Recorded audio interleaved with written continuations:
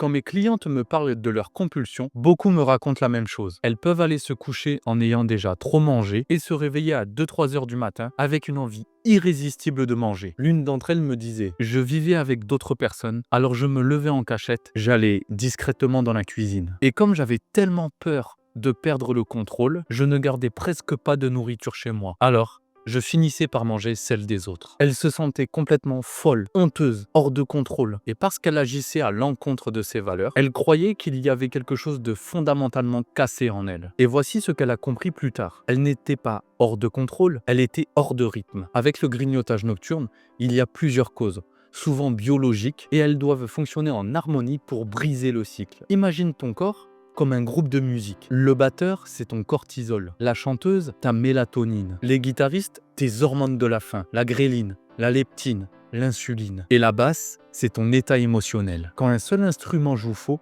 c'est tout ton rythme qui se dérègle. Le cortisol, souvent appelé hormone du stress, est une hormone d'énergie et d'alerte. Normalement, il monte le matin pour t'aider à te réveiller, puis redescend le soir. Mais si tu vis sous stress chronique, il reste trop élevé et peut se déclencher vers 2 ou 3 heures du matin, te réveillant avec une faim brutale. La mélatonine, c'est celle qui te berce, mais elle ne chante que dans le noir. Les écrans, la tension mentale, les lumières retardent son apparition. Et quand ton cortisol reste haut, il bloque la mélatonine. Résultat, tu veux dormir, mais ton corps reste en alerte. Beaucoup de femmes, et c'est peut-être ton cas, qui mangent la nuit, mangent trop peu le jour. Mais la gréline, l'hormone de la faim, apprend tes horaires. Donc, si tu sautes des repas, elle sonne au mauvais moment, souvent la nuit. Et comme la faim est une émotion corporelle forte, tu peux la confondre avec un besoin émotionnel. Parfois, tu penses que tu manges par stress, alors qu'en réalité, tu es juste affamé. La basse, c'est ton état intérieur. Fatigue, anxiété, solitude,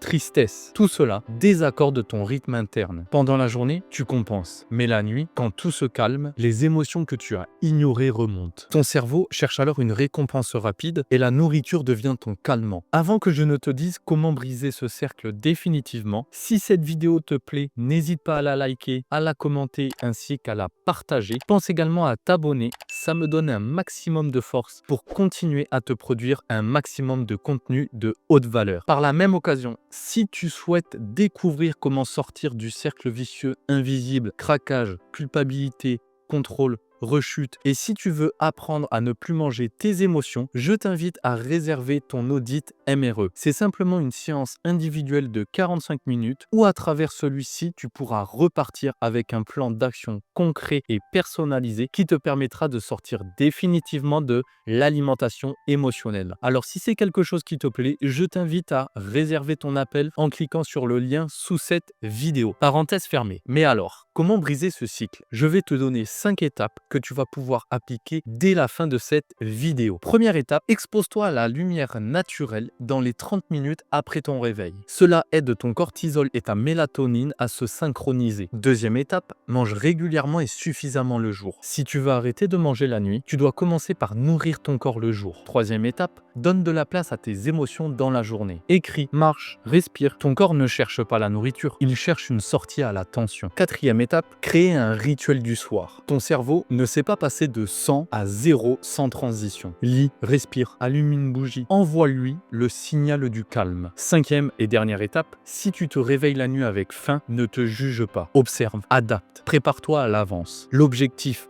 ce n'est pas la privation, c'est la reprogrammation. Aujourd'hui, tu ne manques pas de volonté, tu es simplement désynchronisé. Ton corps a perdu le rythme et il a juste besoin de lumière, de régularité et d'écoute pour retrouver la paix. En résumé de cette vidéo, tu n'es pas hors de contrôle, tu es juste hors de rythme. Et quand ton cortisol, ta mélatonine et tes émotions rejoueront ensemble, ton corps retrouvera naturellement le sommeil, la stabilité et la légèreté. J'espère que cette vidéo t'a plu et nous on se retrouve très prochainement pour une nouvelle vidéo. Ciao ciao.